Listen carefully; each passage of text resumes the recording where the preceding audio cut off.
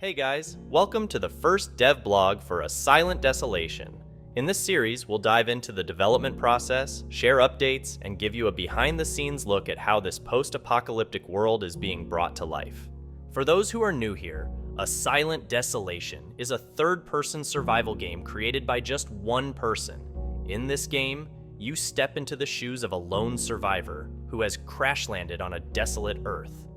Your mission? To reactivate an old space shuttle launch base and navigate through a world that's fallen into ruin. Today we're going to talk about the amazing progress that's been made over the last few months. So, let's get started.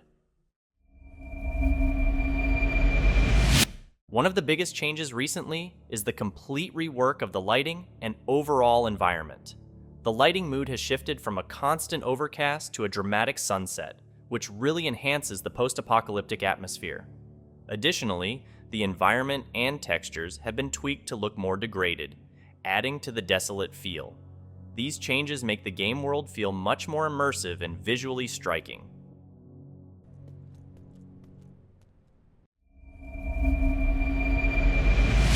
One of the major systems implemented in the game is the dynamic weather. It's designed to add challenge and variety to your gameplay. You'll need to be mindful of the cold, acid rain, and atmospheric gas levels that consume more oxygen. Crafting and placing the right equipment will be crucial.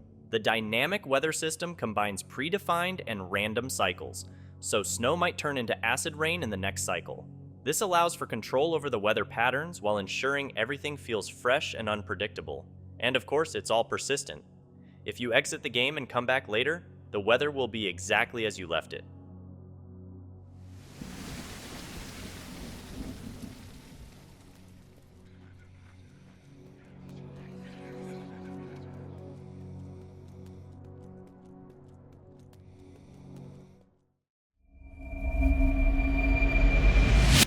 The entities have been completely revamped since the first video. Their design is now much more unique. The detection system has also been changed. Now simply being close will start to reveal some of the entities, moving away from the flashlight-based system that could be frustrating.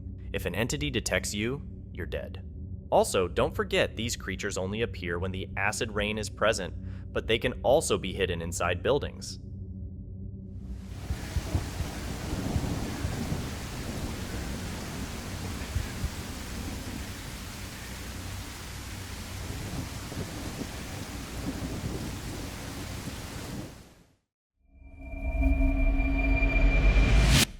Another threat in the game is radiation, which is generally easy to detect. Rocks float above irradiated areas, providing a visual cue to the extent of radiation. If a player is exposed too long, they will die. This mechanic will be developed further in future updates.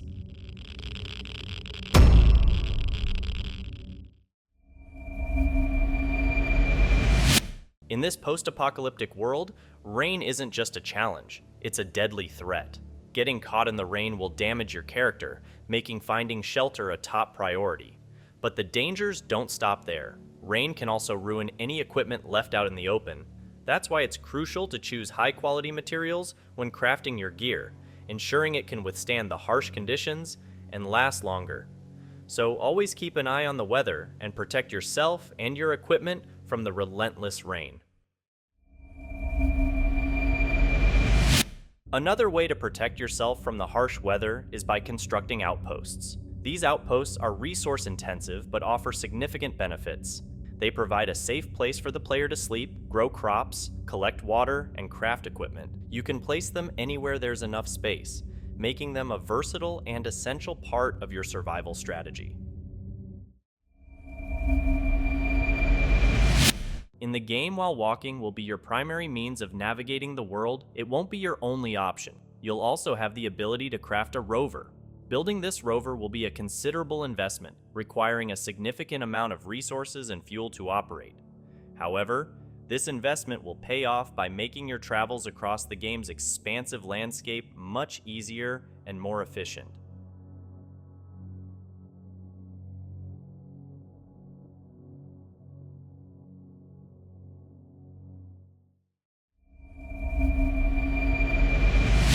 In the game, you get to set up your own electrical network. This lets you power up buildings, turning on lights and enabling the use of doors and various systems. It's also essential for running any equipment that depends on electricity and for supplying power to your outposts. Building and managing this electrical network is a key part of your survival.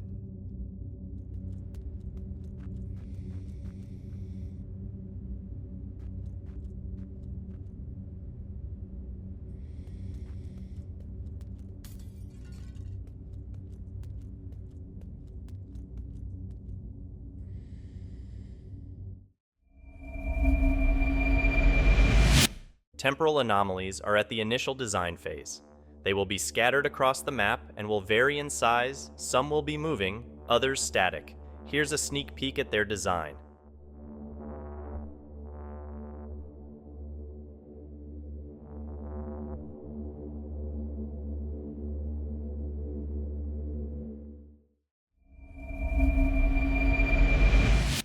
Mining in the game has been enhanced. The visual effects have undergone a complete overhaul for a more realistic and immersive experience. Although these improvements are a significant advancement, there is still work to be done on this feature.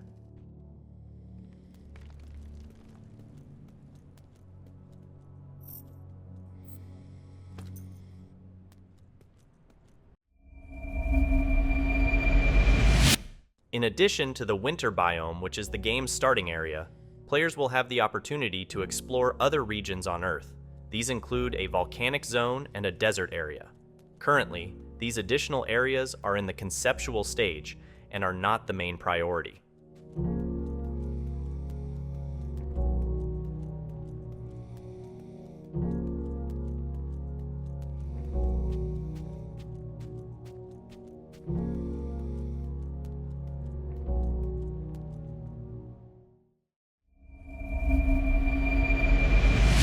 One of the most important locations in the game is the launch base, which will serve as your headquarters deep underground.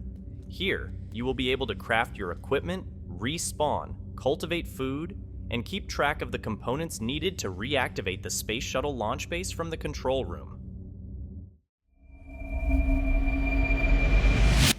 In addition to surviving and exploring on Earth, players will venture to unique locations like the Moon, Mars, and Callisto. These exotic destinations are accessed through hidden teleporters that you will discover during your exploration.